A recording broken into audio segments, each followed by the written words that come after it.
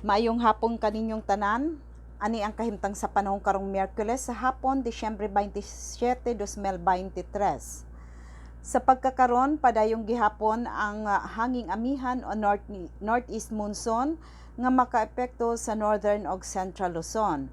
O mainiton nga hangin nga magagikan sa silangan o gitawag kini nga easterlies nga makaapekto sa bambahin sa atong nasod. Samtang dinhi sa atong dakbayan ug lalawigan sa Surigao del Norte, Siargao Island ug Dinagat Provinces diin makasinati sa madagumon nga kalangitan inubanan sa pagpatak-patak nga pag-ulan kilat ug pagpanalugdog tungod kini sa easterlies. Kasarangan ngadto sa kusog nga hangin ang mohuyop gikan sa silangan ngadto na sa amihanang silangan direksyon ug kasarangan ngadto sa dagko ang mga balod sa kadagatan.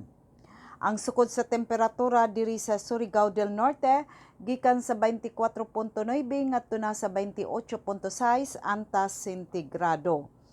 Mutaob ang kadagatan sa alas 10:26 sa gabii nga adunay sukod nga 1.3 meter ug mohunas ugma sa buntag sa alas 7:24 nga adunay sukod nga negative 0.3 meter.